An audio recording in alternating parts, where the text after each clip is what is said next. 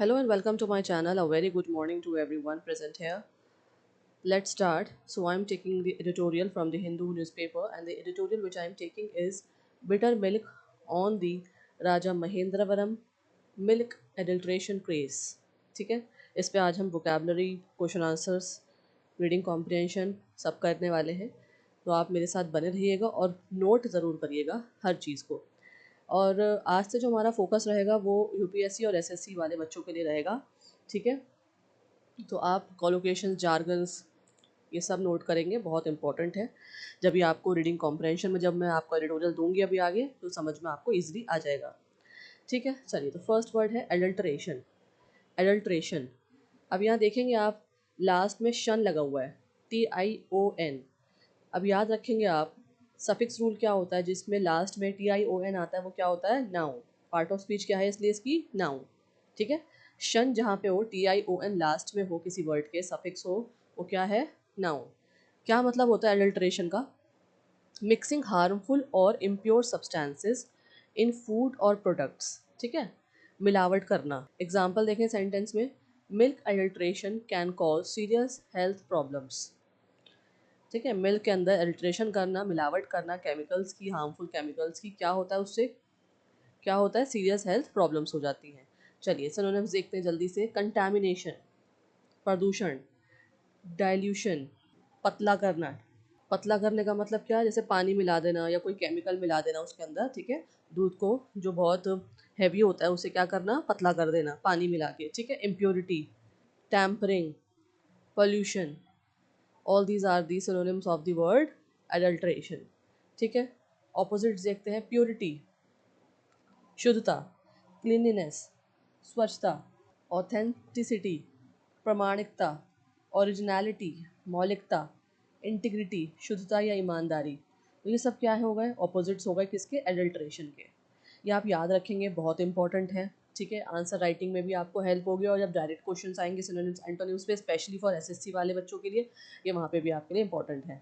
चलिए, यूपीएससी वाले बच्चे देखें कहाँ पे आपको यूज़ करना है ये word. You can use this word in GS3 answers. जब आप GS3 के पेपर्स में आंसर्स लिखेंगे, वहाँ पे आपको ये वर्ड यूज़ करना है. कैसे यूज़ करना है, कहाँ यूज़ करना है, फूड सेफ्टी में, पब्लिक हेल्थ के ऊपर जब आप बात करेंगे, एग्रीकल्चर फूड सप्लाई चेन्स के ऊपर बात करेंगे, तो वहाँ पे आप ये वर्ड यूज़ करेंगे. एग्जांपल देखें कैसे. Food adulteration weekends consumer trust and highlights regulatory gaps in the food supply chains. ठीक है, कभी कभार बच्चों को समझ में नहीं आता कि हमें लिखना कैसे है. न्यूज़ पता होती है, न्यूज़ पढ़ भी लेते हैं, समझ भी लेते हैं, लेकिन you don't know how to write the answers, how to form the answers professionally and academically. कैसे हमें यूज़ करने हैं वर्ड्स को. तो मैं आपको यहाँ पे एग्जांपल भी दे रही हूँ, कहाँ यूज़ करेंगे वो भी बता रही हूँ. आगे भी हम ऐसे ही पढ़ेंगे. ठीक है, पूरी वीडियो ध्यान से देखिएगा. नेमोनिक देख लेते हैं किस तरह से आप इस वर्ड को याद रख सकते हैं. एडल्ट्रेशन, एडल्ट प्लस ऑल्टर, है ना. इसको दो पार्ट में डिवाइड कर दीजिए. एडल्ट प्लस ऑल्टर में, someone alters food illegally. So you can also remember through this picture. Picture में आप देख सकते हैं, ये जो है मिल्क सप्लायर है. ठीक है, छोटा वेंडर है. क्या कर रहा है, ये देखिए, दूध के अंदर एडल्ट्रेशन कर रहा है, मिक्सिंग कर रहा है. किस चीज़ की, हार्मफुल प्रोडक्ट्स की, हार्मफुल केमिकल्स को मिला रहा है किसके अंदर, दूध के अंदर. Fine, so this is called adulteration. यहाँ लिखा हुआ भी है पीछे देखिए, डेंजर का साइन भी बना हुआ है. तो आप इस पिक्चर से याद रख सकते हैं word adulteration. Fine, very important word दोनों के लिए ही, और यूपीएससी वाले बच्चों के लिए ही और एसएससी वाले बच्चों के लिए भी. नेक्स्ट वर्ड है नेग्लिजेंस. नेग्लिजेंस. अब देखिए, जहाँ पे एंस लास्ट में हो, एंस, ENCE, वो क्या होता है, वो भी नाउन होता है. ठीक है, नाउन. पार्ट ऑफ स्पीच क्या है इसकी, नाउन. क्या मतलब होता है इसका, failure to take proper care और रिस्पॉन्सिबिलिटी, लापरवाही, लापरवाही. ठीक है, एग्जाम्पल सेंटेंस देखते हैं. This accident occur due to the driver's negligence. Accident क्यों हुआ, क्योंकि ड्राइवर ने क्या करा, लापरवाही करी. ठीक है, सिनोनिम्स देखें. केयरलेसनेस, लापरवाही. इररिस्पॉन्सिबिलिटी, गैर जिम्मेदारी. इन अटेंशन, ध्यान की कमी. ओवरसाइट, चूक. लैक्सिटी, ढिलाई. ठीक है, ये सारे क्या होगा, इसके सिनोनिम्स हो गए. ऑपोजिट्स देखते हैं. केयर, सावधानी. रिस्पॉन्सिबिलिटी, जिम्मेदारी. डिलीजेंस, परिश्रम, सावधानी. अलर्टनेस, सतर्कता. अटेंशन, ध्यान. ठीक है, सभी क्या है, ऑपोजिट है किसके, नेग्लिजेंस के. चलिए यूपीएससी वाले बच्चे देखें कहाँ यूज़ करेंगे, कैसे यूज़ करेंगे इस वर्ड को आप। यूज़फुल इन GS2। GS2 में अगर आपका पेपर है गवर्नेंस है अकाउंटेबिलिटी का, वहाँ पे ये वर्ड आप यूज़ करेंगे। किस तरह से यूज़ करेंगे? Administrative negligence often results in regulatory failures and public safety risk. Administrative लापरवाही की वजह से क्या होता है, क्या रिजल्ट निकलता है? रेगुलेटरी फेलियर्स में और पब्लिक सेफ्टी रिस्क में। चलिए नेमोनिक देखते हैं। नेग्लिजेंस को आप कैसे याद रख सकते हैं? नेग्लेक्ट। नेग्लेक्ट, ठीक है। When you neglect your duty it become negligence, ठीक है। नेग्लेक्ट करना, मना करना। जब आप नेग्लेक्ट करते हैं अपनी ड्यूटी को तो क्या हो जाता है? नेग्लिजेंस बन जाता है, लापरवाही बन जाती है। चलिए पिक्चर देखिए, यहाँ पे आप देख सकते हैं पाइप जो है एक लीक हो रहा है, ठीक है। यहाँ देखिए पाइप लीक हो रहा है, यहाँ पे इसका मतलब क्या है? नेग्लिजेंस हुई है, लापरवाही हुई है काम के अंदर, ठीक है, ड्यूटी के अंदर। तो यहाँ पे सेफ्टी चेक का भी पीछे बोर्ड लगा हुआ है और यहाँ पे जो ये मैकेनिक है ये भी चेक कर रहा है, सब चीज़ें नोट कर रहा है, ठीक है। तो आप इससे याद रख सकते हैं ये वर्ड। चलिए नेक्स्ट वर्ड देते हैं, वेरी इंपॉर्टेंट, इनफॉर्मेलिटी। इनफॉर्मेलिटी देखिए यहाँ पे ITY लगा हुआ है लास्ट में, LITY। So this is also a noun. ये आप नोट करेंगे नाउन कैसे बनते हैं। शन वाले वर्ड्स होते हैं, इटी वाले वर्ड्स होते हैं, है ना, एंस वाले वर्ड होते हैं, सारे क्या होते हैं? ये नाउन्स होते हैं। अभी हमने नेग्लिजेंस भी पढ़ा था पीछे। चलिए क्या मतलब होता है इसका? ऑपरेटिंग आउटसाइड ऑफिशियल रूल्स और रेगुलेशंस, गैर आधिकारिक व्यवस्था। चलिए एग्जाम्पल देखते हैं। Many small vendors operate in the informality of the local market. जो स्मॉल वेंडर्स होते हैं वो क्या करते हैं, किस तरह ऑपरेट करते हैं लोकल मार्केट में? बिना रूल्स और रेगुलेशंस के ऑपरेट करते हैं मार्केट को। चलिए देखते हैं सिनोनिम्स। अनऑफिशियलनेस, गैर आधिकारिकता, ठीक है, उनके पास लाइसेंस नहीं होता छोटे वेंडर्स के पास, तो वो क्या करते हैं? इनफॉर्मेलिटी मतलब बिना रूल्स और रेगुलेशंस के, बिना लाइसेंस के, ऑफिशियल रूल्स के वो लोकल मार्केट में ऑपरेट करते हैं, ठीक है। तो चलिए देखते हैं। अनऑफिशियलनेस हो गया, गैर आधिकारिकता। उसके बाद इरेगुलरिटी, अनियमितता। अनरेगुलेटेड एक्टिविटी, बिना नियम की गतिविधि। कैजुअलनेस, लूजनेस, ये सब क्या है? सिनोनिम्स हैं किसके? इनफॉर्मेलिटी के। एंटोनिम्स देखें, ऑपोजिट देखें जल्दी से। Formality, regulations, legality, orderliness, discipline, ये सब क्या है? ऑपोजिट्स इनफॉर्मेलिटी के। यूपीएससी में कैसे यूज़ करेंगे? मेंस की टिप देखें, क्योंकि वहाँ पे आपको आंसर्स लिखने होते हैं। यूज़फुल इन GS3 इकोनॉमिक आंसर्स। जब भी आप GST के इकोनॉमिक आंसर्स लिखेंगे आप ये वर्ड यूज़ करेंगे। कैसे? Excessive regulation often pushes small businesses into informality. बहुत ज़्यादा रेगुलेशंस की वजह से क्या होता है? स्मॉल बिजनेसेस जो हैं वो क्या करते हैं, कैसे चालू करते हैं अपने बिजनेस, कैसे करने लगते हैं? अनऑफिशियली, इरेगुलरिटी के साथ, लाइसेंस नहीं होता है, इनफॉर्मेलिटी के साथ चालू करते हैं वो काम करते हैं अपने बिजनेस को मार्केट में, ठीक है, लोकल मार्केट में। नेमोनिक्स देखिए। इनफॉर्मेलिटी का मतलब क्या होता है? नो फॉर्म, कोई फॉर्म नहीं, इस तरह से आप याद रख सकते हैं। नो फॉर्म नो रूल्स, ना तो रूल्स होते हैं, नो ना ही कोई फॉर्म होती है, इनफॉर्मेलिटी। पिक्चर देखिए, ठीक है। एक है लाइसेंस डेयरी, जैसे कि हम जानते ही हैं, जैसे अमूल की डेयरी होती है बाहर, मदर डेयरी है, तो हम वहाँ से अपना जो है मिल्क जो है परचेज करते हैं, वो क्या है? लाइसेंस्ड है। और एक जो खुले वेंडर्स होते हैं, छोटे वेंडर्स होते हैं मार्केट में, ठीक है, घरों में जिसके दूध अभी तक आता है, मिल्क आता है, वो क्या है? Without licence they are working, और वो क्या है? छोटे बिजनेसमैन हैं, ठीक है, लोकल मार्केट में काम करने वाले। These are two pictures given, और डिफरेंसेस आप देख सकते हैं। एक लाइसेंस डेयरी है और एक there is no licence. Fine. चले यहाँ पीछे आप देखेंगे सर्टिफिकेट भी लगा हुआ है लाइसेंस का। नाउ नेक्स्ट वर्ड है डिटेक्शन, ठीक है। यहाँ पे भी आगे देखें TION लगा हुआ है, शंत, क्या है ये? नाउन, ठीक है। सिंपल मीनिंग देखते हैं क्या मतलब होता है इसका। द एक्ट ऑफ डिस्कवरिंग और आइडेंटिफाइंग समथिंग हिडन और रॉन्ग, पता लगाना, खोज करना, ठीक है। एक ऐसा एक्ट जिसमें हम डिस्कवर कर सकें, आइडेंटिफाई कर सकें छुपी हुई चीज़ या कोई गलत चीज़, ठीक है। सेंटेंस देखें समझने के लिए इसको। Early detection of contamination can prevent disasters. अगर पहले से डिटेक्ट हो जाए कंटामिनेशन का तो क्या प्रिवेंट किया जा सकता है? डिजास्टर्स को। सिनोनिम्स देखें। डिस्कवरी, खोज। आइडेंटिफिकेशन, पहचान। एक्सपोजर, पर्दाफाश। रिकॉग्निशन, पहचान। अनकवरिंग, उजागर करना। All these are the synonyms of the word detection. Detectives भी होता है ना, डिटेक्टिव मूवीज आप देखते हैं, डिटेक्टिव जॉनरा आपको पता है, जिसमें डिटेक्टिव क्रिमिनल स्टोरीज ज़्यादा होती है, इस टाइप की है ना, मर्डर स्टोरीज, क्रिमिनल स्टोरीज। तो आप इस वर्ड को, डिटेक्शन वर्ड को, इस तरह से भी याद रख सकते हैं। ऑपोजिट देखिए, एंटोनिम्स। कंसीलमेंट, छिपाना। इग्नोरेंस, अज्ञान। सीक्रेसी, गोपनीयता। ब्लाइंडनेस, अनदेखी। ऑब्सक्यूरिटी, अस्पष्टता। All these are opposites of the word detection. चलिए कहाँ यूज़ करेंगे इस वर्ड को आप? Use in GS3 disaster management या पब्लिक हेल्थ में, ठीक है। GS3 के आप पेपर्स में डिज़ास्टर मैनेजमेंट या पब्लिक हेल्थ में यूज़ करेंगे। कैसे यूज़ करेंगे इस वर्ड को अपने आंसर्स में? Early detection mechanisms are essential for preventing food safety crisis. Early detection mechanisms are essential, बहुत ज़रूरी है पहले से डिटेक्शन करना। किस चीज़ के लिए? प्रिवेंट करा जा सकता है फूड सेफ्टी क्राइसिस को। नेमोनिक देखते हैं। डिटेक्ट मतलब डिटेक्टिव, मैंने आपको बताया आप डिटेक्ट से डिटेक्टिव याद रख सकते हैं। अ डिटेक्टिव डिटेक्ट्स क्राइम। डिटेक्टिव का काम क्या होता है? डिटेक्ट करना, खोज लगाना, पता करना, पहचानना या पर्दाफाश करना। किस चीज़ का? क्राइम का। क्राइम क्यों हुआ है, कैसे हुआ है, ठीक है। चलिए पिक्चर देखें। हियर इज़ अ पर्सन, है ना, और क्या कर रहा है वो? मिल्क की बॉटल्स को डिटेक्ट कर रहा है।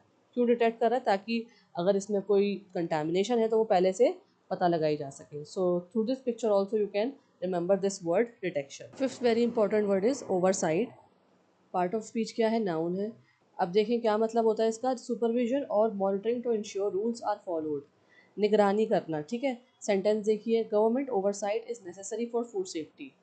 सिनोनिम्स: सुपरविजन निगरानी करना, मॉनिटरिंग देख रेख करना, कंट्रोल नियंत्रण, रेगुलेशन विनियमन, ठीक है, इंस्पेक्शन निरीक्षण। All these are synonyms of oversight. Inspection, supervision, monitoring, control, regulation, ठीक है। ऑपोजिट देखिए जल्दी से। एंटोनिम्स: नेग्लेक्ट उपेक्षा, इग्नोरेंस अनदेखी, अबेंडनमेंट त्याग, केयरलेसनेस लापरवाही, डिसऑर्डर अव्यवस्था। ऑपोजिट्स हो गए, ठीक है। यूपीएससी में कहाँ यूज़ करेंगे, कैसे यूज़ करेंगे आप? मेंस वाले बच्चे देखें।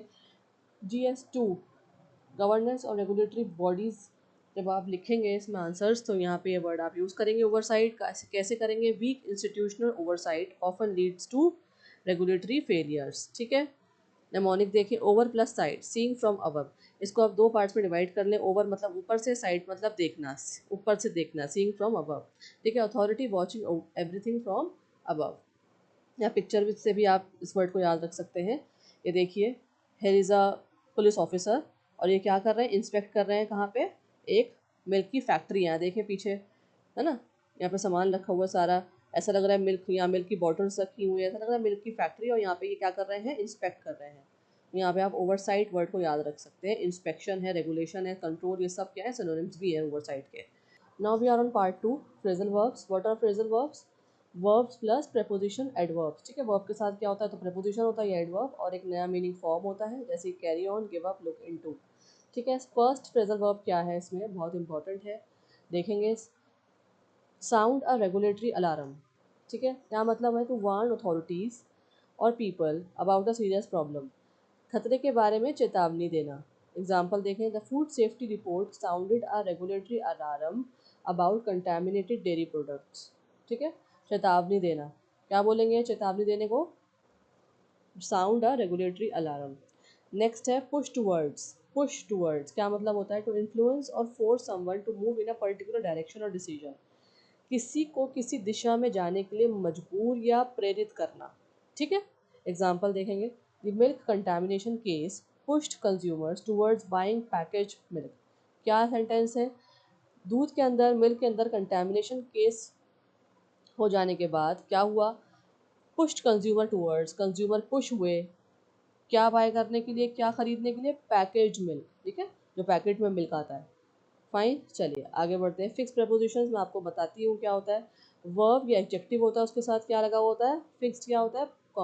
प्रपोजिशन, ठीक है। और ये हमेशा कैसे होते हैं? कंबाइंड करके लिखे जाते हैं। चलिए, इन्वॉल्विंग इन। फर्स्ट है इन्वॉल्विंग इन, क्या मतलब होता है इसका? To include someone or something as part of an activity or event, किसी को किसी घटना या गतिविधि में शामिल करना। Example, the investigation revealed a scam involving in food adulteration, ठीक है। सेकंड है कॉन्फिडेंस इन, क्या मतलब है? ट्रस्ट और believe in someone or something, किसी पर विश्वास करना। Example, the scandal reduced public confidence in local milk vendors, ठीक है। जो स्कैंडल हुआ, ये पर्दाफाश हुआ किसका? कंटेमिनेशन है दूध के अंदर, इसकी वजह से क्या हुआ? रिड्यूस हो गई, कम हो गई पब्लिक कॉन्फिडेंस, पब्लिक का विश्वास, ठीक है। ट्रस्ट खत्म हो गया किस पे? लोकल मिल्क वेंडर्स पे। Now next are collocations, very important. collocations are words that naturally go together in English, ठीक है। वैसे वर्ड्स होते हैं जो नेचुरली साथ साथ लिखे जाते हैं, बोले जाते हैं। जैसे make a decision, strong evidence, public safety, ये आपने देखा होगा एडिटोरियल न्यूज़ में भी साथ में आते हैं। तो चलिए फर्स्ट देखते हैं, very important, gross negligence. Gross negligence collocation है। एडिटोरियल में क्या मतलब है आज के एडिटोरियल में इसका, ये आप समझिए, क्योंकि मैं अभी आपको आगे जो है एडिटोरियल दूंगी, हम रीड करेंगे समझेंगे, ठीक है। तो इसको नोट कर लीजिए ताकि आपको वहाँ पे जाके ये समझ में आ जाए। It refers to extreme carelessness that leads to serious harm, such as supplying contaminated milk despite warnings. क्या मतलब हुआ इसका? ग्रॉस नेग्लिजेंस का मतलब क्या है?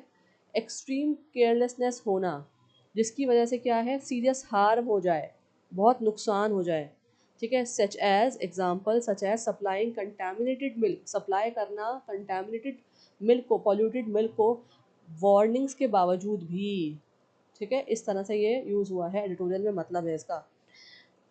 इन legal and formal English, gross commonly collocates with negligence. Formal English में याद रखिए, लीगल इंग्लिश में याद रखिए, हमेशा ग्रॉस किसके साथ जाता है, नेग्लिजेंस के साथ जाता है। टू इंडिकेट वेरी सीरियस और सिवियर केयरलेसनेस, दिखाता है क्या, सीरियस या सीवियर केयरलेसनेस हुई है, मतलब गैर जिम्मेदारी से काम किया गया है।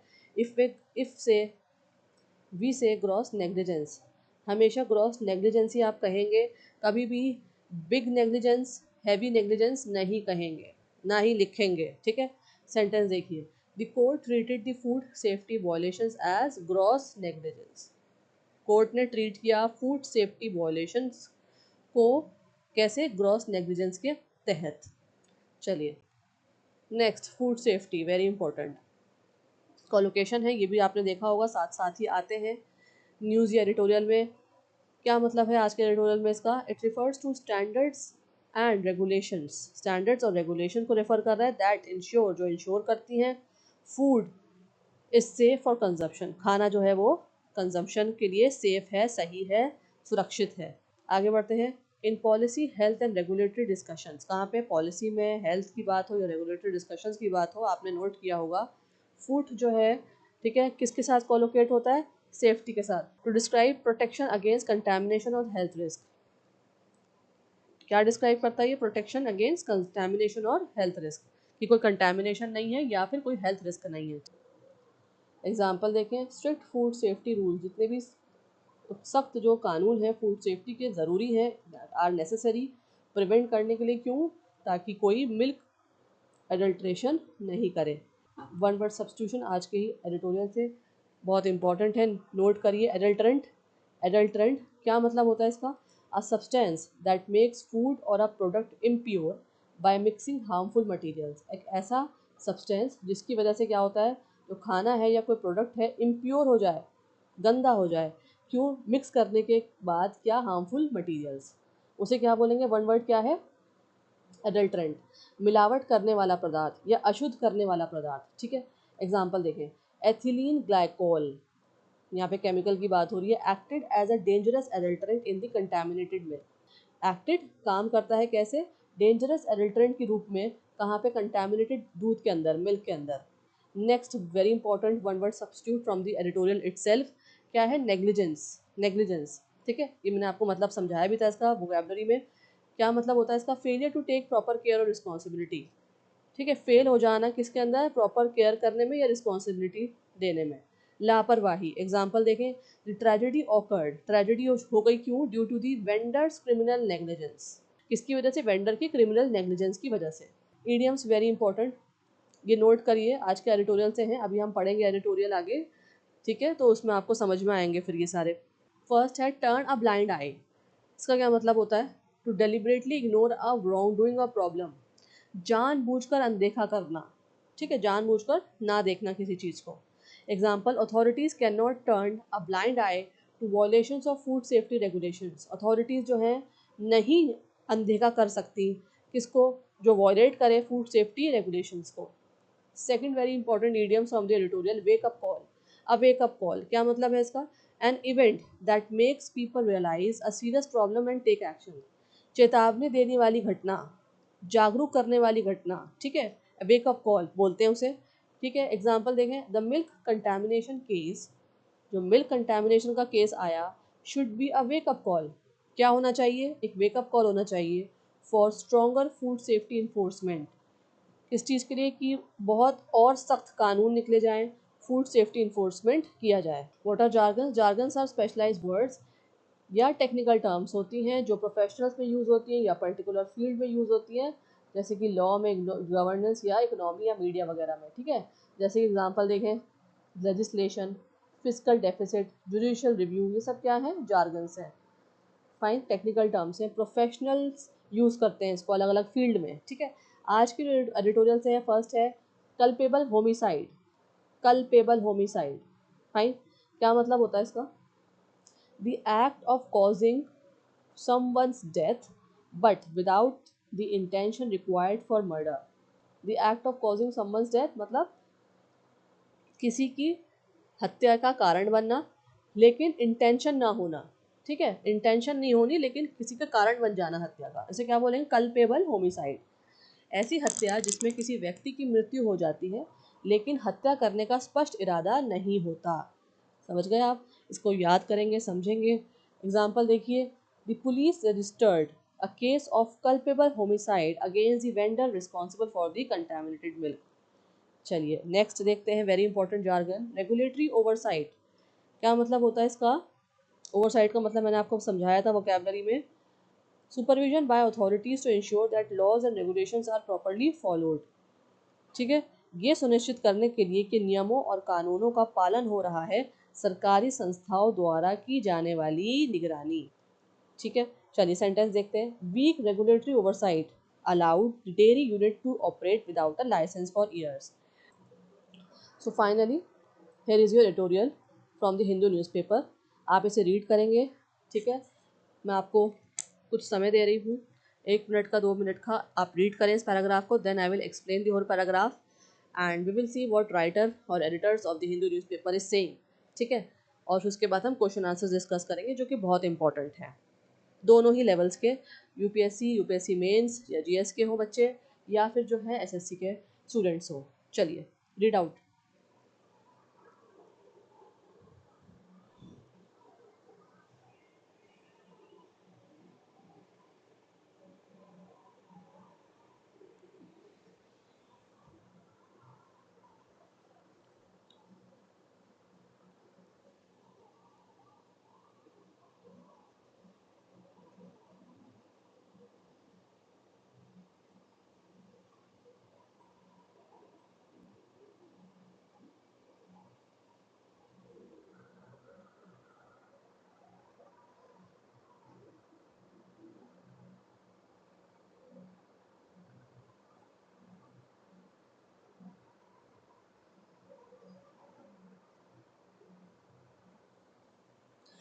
तो चलिए डिस्कस करते हैं और मैं आपको बता दूं क्या लिखा है आज के एडिटोरियल में।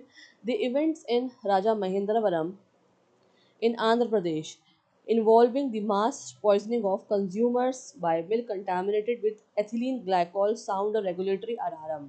आप देख रहे हैं जो मैं इसमें वर्ड्स मार्क करूंगी वो हम सब कुछ पीछे पढ़ते हुए आ रहे हैं, तो आपको ये समझने में आसानी होगी। ठीक है, किससे कंटेमिनेटेड इवेंट जो कहाँ फॉलो हुए? आंध्र प्रदेश में। किसका केस था? राजा महेंद्रवरम का केस था। क्या था कि उसने क्या किया? मास पॉइजनिंग करी, किसमें? कंज्यूमर्स के मिल्क के अंदर कंटामिनेट करके, किसके द्वारा? एथिलीन ग्लाइकॉल डाल के। और ये सब जो हुआ उससे क्या हुआ? साउंड रेगुलेटरी अलार्म, एक अलार्म सा, चेतावनी जो है जागरूक हो गई लोगों के बीच में, सबके बीच में। ठीक है, कब का टाइम है? अब देखिए, as of March 8 the death toll was 11। March 8 तक भी डेथ टोल, जो मरने वालों की संख्या थी, वो कितनी थी? 11 लोग मर चुके हैं, with approximately 20 others people including infants hospitalise. उसके अलावा जो है 20 लोग जो हैं और बच्चे कहाँ हैं? हॉस्पिटलाइज्ड हैं। The police have invoked section 103 punishment for murder. आप याद रखेंगे ये सेक्शंस, पुलिस ने कौन कौन से लगा दिए हैं सेक्शन? 103 जो है कि पनिशमेंट फॉर मर्डर, और 105 culpable homicide not amounting to murder of the BNS. देखिए हमने समझा था कल्पेबल होमिसाइड क्या होता है ना? तो देखें दो सेक्शंस लगा दिए गए हैं, 103 एंड 105। आगे बढ़ते हैं। The vendor allegedly continued to supply the milk despite complaints about a bitter taste and being warned that a coolant leak could be poisonous, so it seems reasonable that the state is treating gross negligence in food safety as a serious criminal offense। तो क्या कर रहा था vendor, supply कर रहा था बार बार, ठीक है, कंप्लेंट्स आने के बाद भी क्या कर रहा था वेंडर, कंटिन्यू कर रहा था सप्लाई। जबकि कंप्लेंट क्या थी कि बिटर टेस्ट आ रहा है दूध में से, ठीक है, वार्निंग मिलने के बाद भी वो दूध को पॉइजन कर रहा था और बेच रहा था।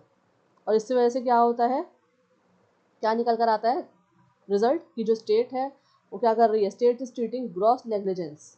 ग्रॉस नेग्लिजेंस हमने वर्ड पढ़ा था, मतलब बहुत ज़्यादा लापरवाही हो रही है किसके अंदर, फूड सेफ्टी के अंदर, और ये क्या है, सीरियस क्रिमिनल ऑफेंस है। चलिए आगे बढ़ते हैं, यहाँ तक हमें समझ में आ गया। हाउएवर, हालांकि there could also be counterproductive effects, counterproductive effects भी हो सकते हैं। Milk is a staple in Indian households and contamination by an industrial compound already infamous in India for its lethality carries the potential to trigger a crisis of confidence in local unbranded milk suppliers। क्या मतलब है इसका, कि milk जो है वो Indian house hold में एक स्टेपल फूड है, ठीक है, और कंटेमिनेशन करना बहुत ज़्यादा इनफेमस है इंडिया के अंदर। lethality carries the potential to trigger crisis confidence local unbranded milk supplies। और सबसे ज़्यादा कहाँ प्रॉब्लम आ रही है, ये चीज़ कहाँ देखी जा रही है, लोकल अनब्रांडेड मिल्क सप्लाईज के अंदर, लोकल वेंडर्स के अंदर, लोकल मार्केट्स में, ठीक है, उनको और कॉन्फिडेंस मिल जाता है ये चीज़ें करने के लिए। Children and elderly are most affected by ethylene glycol poisoning due to their higher metabolic sensitivity and lower renal reserves, respectively। अब क्या मतलब हुआ इसका, जो चिल्ड्रन हैं, बच्चे हैं और एल्डरली हैं, उनको ज़्यादा इफेक्ट कर जाता है ये केमिकल जो पॉइजन है, एथिलीन ग्लाइकॉल पॉइजनिंग, ठीक है, क्यों, क्योंकि इसकी जो मेटाबॉलिक सेंसिटिविटी बहुत ज़्यादा होती है, और जो है किडनीज, लोअर रीनल रिजर्व्स का मतलब किसकी बात हो रही है, यहाँ बॉडी ऑर्गन्स की बात हो रही है। किडनीज जो है इतने केमिकल्स, हार्मफुल केमिकल्स फिल्टर नहीं कर पाती, ठीक है, इसलिए वजह से उनको क्या हो जाता है, रीनल प्रॉब्लम्स हो जाती हैं, पेट की तकलीफें हो जाती हैं, स्टमक प्रॉब्लम्स हो जाती हैं, ठीक है। This could push people towards pasteurized milk from regulated cooperatives such as Amul or Vijaya, which seems desirable, but a large share of milk is also distributed in India through small vendors। क्या होता है इसकी वजह से, छोटे vendors तो ये वाला काम कर रहे हैं, पॉइजनिंग कर रहे हैं, कंटेमिनेशन कर रहे हैं, ग्रॉस नेग्लिजेंस बहुत ज़्यादा हो गया है स्टेट के अंदर, लोग मर रहे हैं। यहाँ पे देखिए आप केस की बात भी हो गई ऊपर आंध्र प्रदेश में जो अभी हुआ है, उसकी वजह से क्या कर रहे हैं लोग, कहाँ शिफ्ट हो रहे हैं, पैस्चराइज्ड मिल्क की तरफ, ठीक है, जो अमूल, मदर डेयरी या विजय जैसी कंपनीज बेच रही हैं, और वो ज़्यादा डिज़ायरेबल भी लगता है, ठीक है, but a large share of milk, लेकिन बहुत सारा अभी भी जो है दूध वो कहाँ से आता है, डिस्ट्रीब्यूट कहाँ से किया जाता है इंडिया में, स्मॉल वेंडर्स करते हैं। Since the state has evoked, state ने क्या करा, इवोट करा है क्रिमिनल चार्जेस लगाए हैं, including murder against the offenders, offenders के खिलाफ, मार्जिनल एक्टर्स में क्विट द मार्केट। अब उसकी वजह से क्या होगा, जो छोटे एक्टर्स हैं वो क्या करेंगे, मार्केट को क्विट कर देंगे, छोड़ देंगे, या फिर शिफ्ट फर्दर इनटू इनफॉर्मेलिटी, हमने इनफॉर्मेलिटी का मतलब पढ़ा था, ठीक है, या फिर क्या हो जाएंगे, और ज़्यादा इनफॉर्मेलिटी की तरफ बढ़ जाएंगे, which can paradoxically undermine oversight. और ये सब किस चीज़ के अंदर आता है, कि ओवरसाइट की नेग्लिजेंस हो रही है, मतलब सही से ऊपर से नहीं देखा जा रहा, डिटेक्ट नहीं किया जा रहा, इंस्पेक्शन नहीं किया जा रही।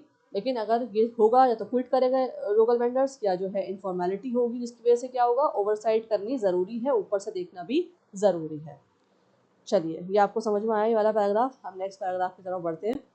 This is the second important paragraph from the editorial of Hindu newspaper. यहाँ पे इसको रीड करिए, आई am giving you only 1 minute. चलिए,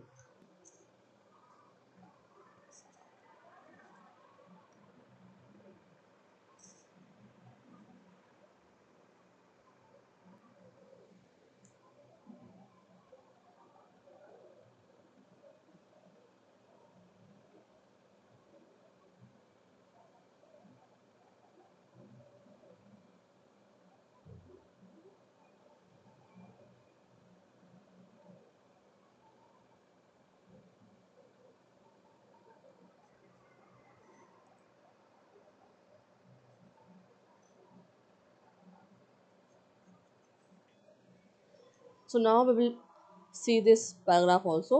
Though the state may be projecting a strong hand at work by criminalizing the vendors alleged conduct, ठीक है, state क्या कर रही है, वो देख रही है, स्ट्रॉन्ग हैंड रख रही है, ठीक है, और वेंडर्स को पनिश कर रही है। The importance of regulations can not be overstated, ठीक है, जो इंपॉर्टेंस है रेगुलेशंस की वो ओवरस्टेट नहीं की जा सकती. Food safety compliance is as much about punishing bad actors as about reducing the cost of doing the right thing. In the informal supply chain, cold chain monitoring and hygiene inspections are almost entirely absent, leaving room for contamination. Informal supply chain में जहाँ पे cold chain monitoring और hygiene inspections बिल्कुल भी नहीं है, absent है, और उस वजह से क्या हो रहा है, कंटेमिनेशन हो रही है फूड प्रोडक्ट्स के अंदर. सब्सिडाइज टेस्टिंग किट्स क्या देना चाहिए, सब्सिडाइज टेस्टिंग किट्स और कोऑपरेटिव चिलिंग फैसिलिटीज़ कैन दस reduce the risk of small dairies. ये हमें प्रोवाइड करना चाहिए स्टेट को. कहाँ डेरीज के अंदर, क्या, सब्सिडाइज टेस्टिंग किट्स और कोऑपरेटिव चिलिंग फैसिलिटीज़. ठीक है, ठंडा करने के लिए दूध को ताकि कंटेमिनेशन ना हो, ख़राब ना हो दूध. Regulators may also consider safe harbour provisions. Regulators जो हैं उनको क्या करना चाहिए, सेफ हार्बर प्रोविजंस करने चाहिए. That is penalties for dairy operators who report contamination eight there facilities. ठीक है, जो रेगुलेटर्स हैं उनको सेफ हार्बर प्रोविजंस निकालने चाहिए. मतलब बहुत सख्त कानून नहीं निकालने चाहिए. अगर कहीं किसी डेयरी में कंटेमिनेशन फूड पता भी लगता है तो बहुत सख्त सज़ा या पनिशमेंट उनको नहीं देनी चाहिए, पेनल्टीज नहीं देनी चाहिए. उससे क्या होगा, this could also encourage early disclosure giving authorities time to save lives. उससे क्या होगा कि डेयरीज जो हैं वो डरेंगी नहीं बताने में, और अर्ली डिस्क्लोजर पहले से पता भी लग जाएगा और बहुत सारी जानें जो है बच सकती हैं, लोगों की मृत्यु कम हो सकती है, हेल्थ प्रॉब्लम्स कम हो सकती है. But this also makes consistent enforcement crucial. क्या मतलब हुआ इसका, कि सिर्फ यही नहीं कि हम जो है पेनल्टीज कम कर दें, सख्त पनिशमेंट्स कम कर दें, हमें जो है रेगुलरली चेक भी करना है, इंस्पेक्शन भी करना है. ठीक है, that a dairy could operate without a safety licence for 11 years raises serious questions about the oversight of the local government and the FSSAI. The local authorities failed to conduct periodic field audits, and the FSSAI did not enforce standardized food protocols. क्या मतलब हुआ इस पूरे sentence का, कि regular inspections, checking strictly होनी चाहिए. ठीक है, उसमें लापरवाह नहीं होनी चाहिए. एग्जाम्पल दिया है कि एक डेयरी जो है वो कब से ऑपरेट कर रही है, विदाउट सेफ्टी लाइसेंस, कोई सेफ्टी लाइसेंस नहीं है उसके पास, और 11 साल से ऑपरेट कर रही है. ठीक है, इसका मतलब क्या हुआ कि कोई ऊपर से ओवरसाइट नहीं कर रहा, लोकल गवर्नमेंट जो है वो लापरवाही बरत रहे हैं. तो ये जो चीज़ें हैं ये नहीं होनी चाहिए. जबकि फील्ड ऑडिट्स पीरियोडिकली होनी चाहिए, हर हफ्ते या हर महीने जो है इंस्पेक्शन हो, चेकआउट्स हो. ठीक है, the risk of being detected becomes negligible, and even the harshest criminal charges cannot amount to a meaningful preventive measure. उससे क्या होगा, जल्द से जल्द हम डिटेक्ट कर पाएंगे और नेग्लिजेंस नहीं हो पाएगी, क्रिमिनल चार्जेस भी सख्ती वाले नहीं लगेंगे लोगों पे. And effective system must realise that reliably detecting violations and imposing timely sanctions are a better deterrent than stringent penalties that do not aid enforcement and rarely lead to convictions. तो क्या बताया है लास्ट में, कि सख्त कानून, law या penalties, punishments देने की बजाय रेगुलरली चेकिंग हो, डिटेक्शन हो. ठीक है, ताकि जो है लोग जागरूक रहें, और जो डेयरीज हैं या लोकल वेंडर्स हैं या लाइसेंस वेंडर्स हैं वो दोनों ही जो है अपडेट रहें कि हमें ऐसा कोई काम नहीं करना, अगर हम करते हैं तो हम पकड़े जाएंगे. ठीक है, ये लोगों के अंदर जागरूकता होनी चाहिए, और बेचने वालों के अंदर भी, सेलर्स के अंदर भी ये चीज़ मौजूद होनी चाहिए. तो this is the today's article editorial. चलिए अब आते हैं बहुत इंपॉर्टेंट पार्ट पे, जो कि है क्वेश्चन आंसर्स. ठीक है, अलग अलग टाइप्स के डिफरेंट क्वेश्चन हम डिस्कस करेंगे जो आ सकते हैं कॉम्प्रिहेंशन से.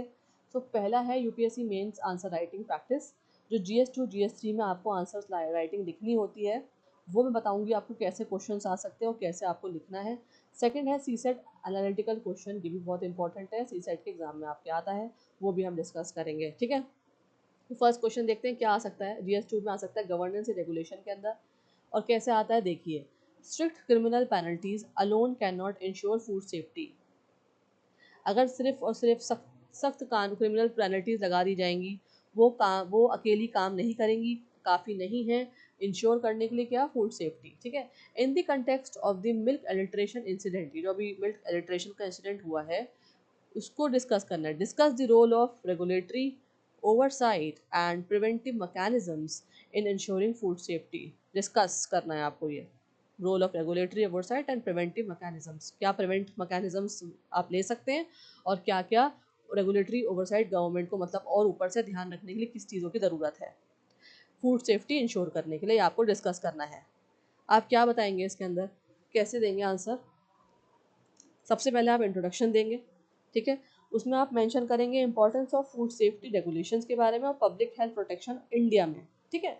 उसके बाद आप बताएंगे प्रॉब्लम्स, क्या क्या प्रॉब्लम्स हैं, जैसे कि वीक इन्फोर्समेंट है, लैक ऑफ इंस्पेक्शंस है, इंस्पेक्शंस नहीं होते, रेगुलेटरी ऑडिट्स नहीं होती है ना, और informal supply chains, increase risk of alteration. Informal supply chains मतलब लोकल वेंडर्स है, लोकल मार्केट्स में कोई भी बिना लाइसेंस के फूड प्रोडक्ट्स बेच रहा है, उसकी वजह से क्या होता है, रिस्क बढ़ जाता है अल्टरेशन का। तो ये सारी प्रॉब्लम्स आप बताएंगे इंडिया में क्या क्या हो रही है। उसके बाद आएगा रोल ऑफ रेगुलेशंस, रेगुलेशन का क्या रूल है, इंपॉर्टेंस ऑफ रेगुलर ऑडिट्स, ठीक है, ऑडिट्स होनी चाहिए, क्या इंपॉर्टेंस है उसकी, लाइसेंस होना चाहिए आपके पास, टेस्टिंग किट्स होने चाहिए, मॉनिटरिंग सिस्टम्स होने चाहिए, है ना, इसकी क्या ज़रूरत है वो बताएंगे आप। फिर कंक्लूड करेंगे कैसे, आखिर में आप एंड करेंगे अपना answer, prevention through effective oversight and early detection. अगर हम प्रिवेंट कर सकते हैं इफेक्टिव ओवरसाइट और अर्ली डिटेक्शन के थ्रू, किसको, एलिट्रेशन को, is more effective than only harsh penalties, की मैंने आपको समझाया था कि हार्श पेनल्टीज या पनिशमेंट देने की बजाय हम क्या करें, इफेक्टिव ओवरसाइट करें और डिटेक्शन करें ज़्यादा से ज़्यादा। This is the structure of your answer while you write the answer of this question, ठीक है। चलिए सेकंड क्वेश्चन देखते हैं, बहुत इंपॉर्टेंट है दोनों ही एग्जाम्स के लिए। GS3 अगर आप आंसर दे रहे हैं, economy of food supply chains क्या है आपका GS3 का टॉपिक, या CSET एनालिटिकल एंगल से भी हम इस वाले क्वेश्चन को देखेंगे। How can informal supply chains in sector such as dairy create regulatory challenges, कैसे जो है इनफॉर्मल सप्लाई चेन जो है सेक्टर्स के अंदर, सच एज डेयरी, डेयरी के अंदर बहुत ज़्यादा लोकल वेंडर्स होते हैं, कैसे रेगुलेटरी चैलेंजेस क्रिएट कर सकते हैं, ठीक है। सजेस्ट, सजेस्ट करना पापा उसमें, policy measures to improve safety without harming small vendors, आपको ऐसे पॉलिसी मेजर सजेस्ट करने हैं जिसमें इम्प्रूव किया जा सके सेफ्टी मेजर्स को, सेफ्टी देखी जाए लेकिन हार्म नहीं हो स्मॉल वेंडर्स, ठीक है, आपको सजेस्ट करना है, बताएं। पहला देखें, इंट्रोडक्शन देंगे आप यहाँ पे, explain that informal markets dominate parts of India dairy distribution system. पहले आप एक्सप्लेन करेंगे कि जो छोटे इनफॉर्मल मार्केट्स हैं किस तरह से डोमिनेट करते हैं इंडिया की मार्केट्स में, इंडिया की डिस्ट्रीब्यूशन सिस्टम में, थोड़ा सा आप वो बताएंगे। उसके बाद चैलेंजेस बताएंगे, lack of cold chain monitoring, hygiene inspections नहीं होती, रेगुलेटरी कंप्लायंस नहीं है, है ना, तो आप चैलेंजेस बताएंगे कि ये हमें लागू करने, ये होने चाहिए। उसके बाद इम्पैक्ट क्या होता है इसका, इम्पैक्ट बताएंगे आप, रिस्क ऑफ कंटेमिनेशन, अगर कंटामिनेट हो जाए, फूड ख़राब हो जाए, हार्मफुल कंटामिनेशन डिजीज़ उसके अंदर लग जाए, ठीक है, तो किस तरह से रिस्क है उसके अंदर वो बताएंगे, रिस्क आप डिस्कस करेंगे। पब्लिक हेल्थ क्राइसिस कैसे हो सकती है, हेल्थ को क्या नुकसान पहुंचेगा वो बताएंगे। लॉस ऑफ कंज्यूमर ट्रस्ट, साथ ही साथ आप बताएंगे लॉस ऑफ कंज्यूमर ट्रस्ट, ठीक है, जब ऐसी चीज़ निकलती है, कंटामिनेशन वाली बात आती है, लोगों की हेल्थ के ऊपर बात आती है, तो लोग क्या करते हैं, अपना ट्रस्ट खो देते हैं उस चीज़ के ऊपर। पॉलिसी मेजर्स बताएंगे आप क्या क्या, अब बताएंगे यहाँ पे क्या क्या पॉलिसी मेजर्स ले सकते हैं। सब्सिडाइज टेस्टिंग किट्स, ठीक है, ये मैं आपको बता चुकी हूँ, एडिटोरियल में आया भी है, ये रखने चाहिए। कोऑपरेटिव चिलिंग फैसिलिटीज़ होनी चाहिए, ठीक है, ताकि जो है जो ठंडी चीज़ें हैं, कोल्ड आइटम्स, वो अच्छे से ठंडी रहें, बड़े बड़े रेफ्रिजरेटर्स होने चाहिए, ठीक है, चिलिंग फैसिलिटीज़ होनी चाहिए, बेटर इन्फोर्समेंट, अच्छे से इन्फोर्समेंट हो, और इंसेंटिव्स फॉर कंप्लायंस, इंसेंटिव्स भी दिए जाएँ। ये सारी चीज़ें आप बताएंगे इस आंसर के अंदर, ठीक है, ये डिस्कस हो चुका, चलिए आगे बढ़ते हैं। अगर मैं आपसे कहूँ you have to write a small summary on this editorial, आप कैसे लिखेंगे, इन वर्ड्स को कैसे यूज़ करेंगे जो मैंने आपको पढ़ाए हैं अभी, जार्गन्स, कोलोकेशंस, वोकैबलरी, ये आपकी, इसलिए मैं आपको पढ़ा रही हूँ ताकि आपकी जो है राइटिंग जो स्किल्स हैं वो इम्प्रूव हो सके और आपको अच्छा आंसर लिखना आ सके। कैसे आप आंसर करेंगे, so I am giving you a 2 sentence summary, ताकि आप इसको नोट भी करें और चाहे कॉपी करें, लिख कर देखकर लिखें, बहुत इंपॉर्टेंट है, इससे क्या होगा, आपकी राइटिंग स्किल्स बहुत इंप्रूव हो जाएंगी, ठीक है। The milk adulteration tragedy highlight serious gaps in food safety regulations and regulatory oversight, serious gap दिखाती है किसके अंदर, ये ट्रेजेडी हुई है मिल्क एडल्ट्रेशन की, ये क्या दिखा रही है, सीरियस गैप दिखा रही है किसके अंदर, फूड सेफ्टी रेगुलेशंस के अंदर और रेगुलेटरी ओवरसाइट के अंदर, शोइंग हाउ ग्रॉस नेग्लिजेंस, इतनी बड़ी लापरवाही की वजह से, in the informal supply chain can endanger public health, क्या हो सकता है इनफॉर्मल सप्लाई चेन के अंदर, लोकल मार्केट वेंडर्स के अंदर अगर इतनी बड़ी ग्रॉस नेग्लिजेंस दिखाई जाएगी, करी जाएगी, तो क्या होगा, पब्लिक हेल्थ बहुत ज़्यादा ख़राब हो जाएगी, एंडेंजर हो जाएगी, आ जाएगी, उससे क्या होगा, पब्लिक हेल्थ को इफेक्ट होगा। द एडिटोरियल आर्ग्यूज या बताएंगे आप? आर्ग्यूमेंट है, आर्ग्यूज कर रहा है क्या? The early detection of violations and consistent enforcement are more effective deterrent than merely imposing stringent criminal penalties. ठीक है, क्या ज़रूरी है? अर्ली डिटेक्शन या वॉयलेशंस होने ज़रूरी हैं पेनल्टीज देने की बजाय। तो this is the summary of the whole editorial. अब ये जो एडिटोरियल है, इसमें अब जो बात हुई है वो किस कंटेक्स्ट में बात हुई है और कहाँ पे आ सकता है? The editorial relates to GS2 के जो आपका पेपर होता है गवर्नेंस या फूड सेफ्टी रेगुलेशंस, और GS3 का पेपर जब होता है public health, food supply chain और रेगुलेटरी मैकेनिज्म, उसके लिए ये एडिटोरियल बहुत इंपॉर्टेंट है। So moving to part 6, before doing this part I want to say one thing. SSC वाले बच्चे जितने भी इस चीज़ को देख रहे हैं, समझ रहे हैं, क्योंकि उनके लिए भी रीडिंग कॉम्प्रिहेंशन बहुत इंपॉर्टेंट है। आप ये UPSC वाले जितनी भी स्लाइड्स आएँ वीडियो में, इसको आप स्किप कर दें, ठीक है? लास्ट में जाके मैं रीडिंग कॉम्प्रिहेंशन की जो क्वेश्चन आंसर्स वो मैं कराऊंगी, तो आप जब ईडियम्स कर लें, कॉलोकेशन, जार्गन्स वगैरह सब समझ लें, तो आप लास्ट पार्ट पे आ जाया करें, स्किप कर दिया करें। बाकी का जो ये पार्ट है UPSC वालों के लिए है, ठीक है? लास्ट में जाके आई am giving you all the details regarding SSC plus UPSC also, वो UPSC वाले बच्चे भी देख लें, क्योंकि MCQs आ सकते हैं वो वाले भी। चलिए फर्स्ट क्वेश्चन देखते हैं। Which of the following measures are essential for effective food safety governance in informal food supply chain? ठीक है, आपको बताना है कौन से जो मेजर्स हैं इसमें से वो असेंशियल हैं इफेक्टिव फूड सप्लाई गवर्नेंस के लिए में। ठीक है, आप जल्दी से रीड करें इन चारों ऑप्शंस को, मैं फिर आंसर जो है वो आपको एक्सप्लेन करूँगी। अगर मैं रीड करूँगी तो बहुत लंबी वीडियो हो जाएगी, तो आप जल्दी से चारों ऑप्शंस रीड आउट कर लें, then I will explain the answer.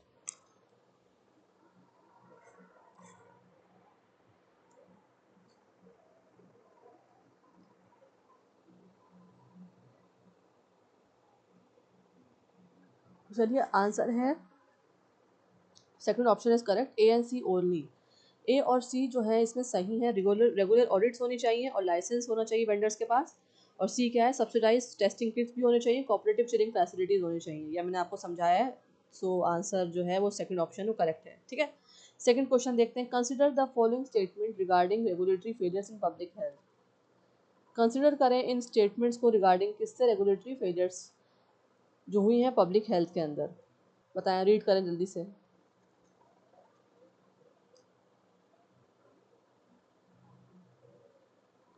Answer जो है वो ए है, इसका फर्स्ट आंसर सही है। क्यों? Weak regulatory oversight increases the risk of food adulteration informal food supply.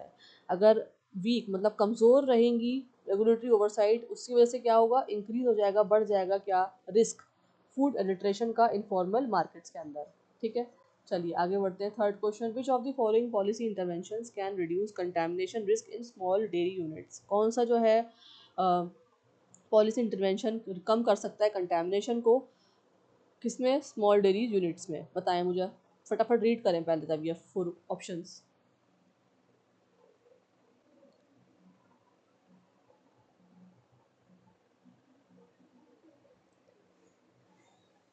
Answer है सेकंड, A एंड C, ठीक है?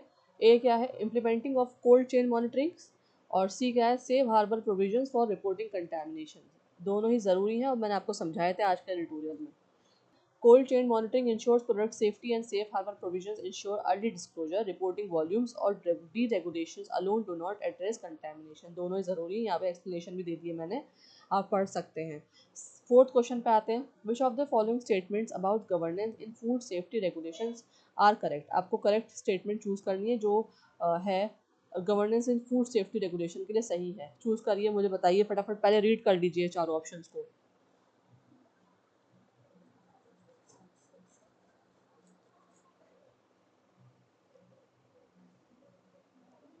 सो आंसर है इसका second, A, C and D only. देखते हैं A, C और D क्या है options. Regular inspection and field audits enhance accountability, बिल्कुल सही बात है, ये होना चाहिए। C क्या है, अर्ली डिटेक्शन होना चाहिए ताकि violations reduce risk of public health, ठीक है? और D क्या है, marginal actor supporting the market weakens informal supply chain oversight. तीनों ऑप्शन सही हैं। चलिए नेक्स्ट क्वेश्चन देखते हैं, लास्ट क्वेश्चन है ये। The milk adulteration case highlights which of the following conceptual issues in India food supply chain. बताएं, इस केस की वजह से जो मिल्क एडिल्ट्रेशन का केस हुआ है, क्या हाईलाइट करता है इंडिया फूड सप्लाई चेन के ऊपर? बताएं। फोर फोर ऑप्शंस रीड करें पहले।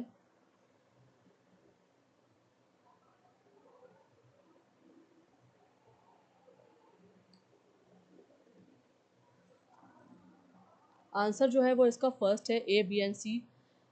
रीड आउट करते हैं ऑप्शंस। फर्स्ट क्या, the dominance of informal supply chains in essential commodities.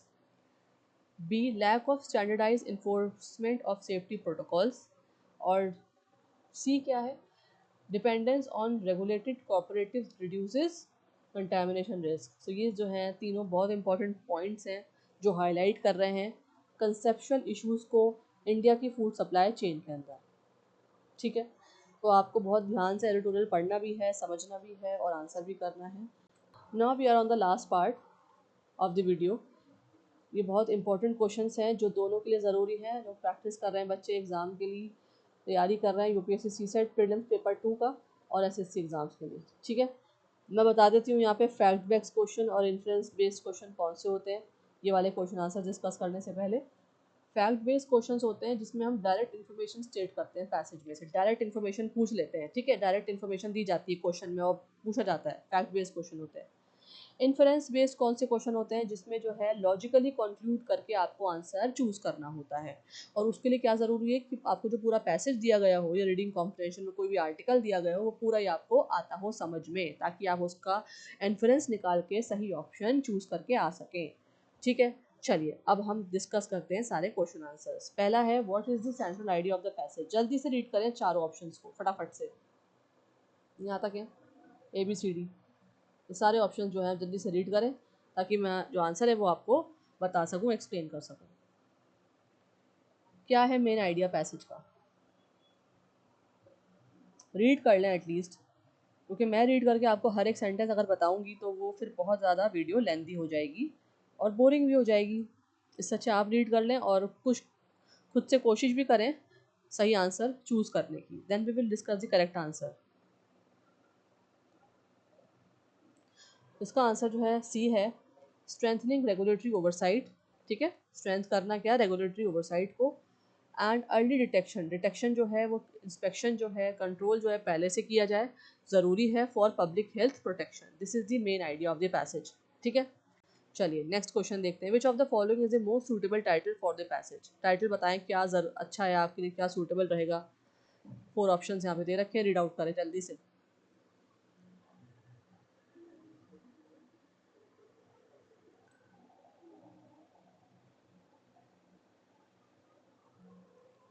So according to me B is the right answer, milk contamination.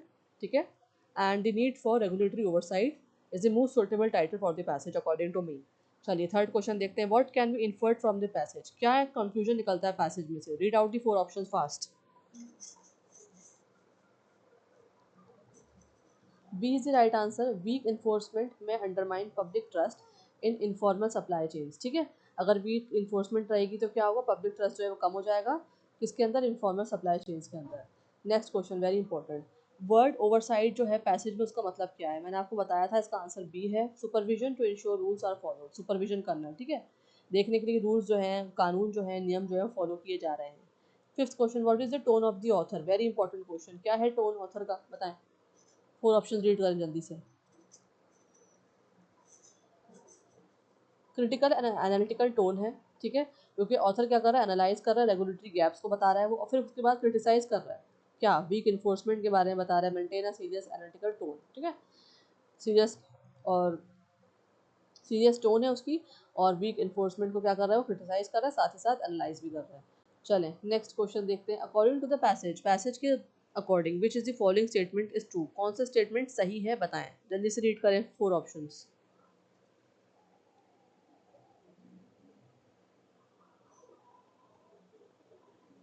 So according to me, B is the right answer. Why? Children and elderly are most affected by ethylene glycol poisoning. ठीक है, this is the true statement. Seventh question देखें, which statement is correct according to the passage. कौन सा statement correct है passage के according to the बताएं।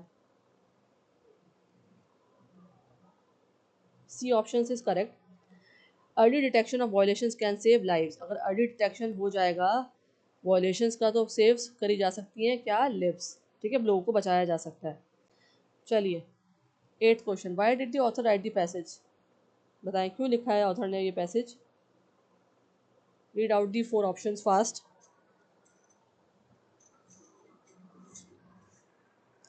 सो answer D is right, A and B. देखते हैं क्या है ए और B. To inform about the recent milk adulteration case, जो अभी रिसेंट आंध्र प्रदेश में केस आया है मिल्क एडल्ट्रेशन का, वो उसको बताना था, उसके लिए भी राइटर ने लिखा है ये। और second, to criticise regulatory failures and suggest improvement, criticise करने के लिए रेगुलेटरी फेलियर जो हो रहे हैं स्टेट के अंदर और सजेस्ट करने के लिए इम्प्रूवमेंट्स, इसलिए एडिटर ने, राइटर ने, ऑथर ने ये पैसेज लिखा है। फाइन, चलिए 9th क्वेश्चन देखते हैं। The word negligence in the passage is closest in meaning to, synonym बताइए जल्दी से नेग्लिजेंस का। मैंने आपको बताया था नेग्लेक्ट करना, आप नेग्लेक्ट वर्ड से नेग्लिजेंस याद रख सकते हैं। ठीक है, पिक्चर भी दिखाई थी मैंने आपको, एक मैकेनिक खड़ा हुआ, पाइप लीक हो रहा था बहुत ज़्यादा। चलिए, carelessness is the answer, first is the right answer. Last question of this video देखते हैं क्या है। Which of the following statements is not correct according to the passage, बताइए कौन सा स्टेटमेंट करेक्ट नहीं है पैसेज के according. Read out the 4 option fast.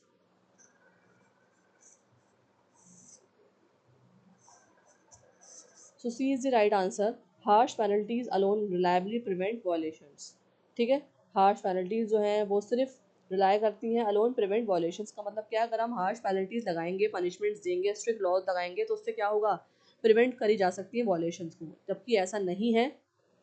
Editorial क्या कह रहा है, एडिटर्स क्या बता रहे थे, the editorial clearly states that penalties without enforcement and detections are insufficient. ठीक है, सिर्फ पेनल्टीज से काम नहीं चलेगा, ठीक है, एनफोर्समेंट भी होनी चाहिए और डिटेक्शन भी होनी चाहिए, ताकि जो है लोकल वेंडर्स, लोकल मार्केट्स में, ठीक है, इनफॉर्मल सप्लाई चेन्स में ऐसा काम ना हो, ना किया जा सके। मतलब एनफोर्समेंट मतलब चेकआउट हो कि लाइसेंस है या नहीं है, ठीक है, पॉलिसीज निकाली जाए और डिटेक्शन किया जाए, पहले से कंट्रोल इंस्पेक्शन वगैरह किए जाए। ठीक है, तो चलिए, this is the last question of the editorial of this video.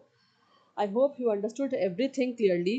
ठीक है, आपको समझ में आया होगा, पढ़ने में मज़ा भी आया होगा। फीडबैक ज़रूर दिया करें। So for the new students present here, please subscribe my channel, drop a like, also share it with your friends and colleagues. I will be meeting you in the next video with the next editorial. जय हिंद, जय भारत।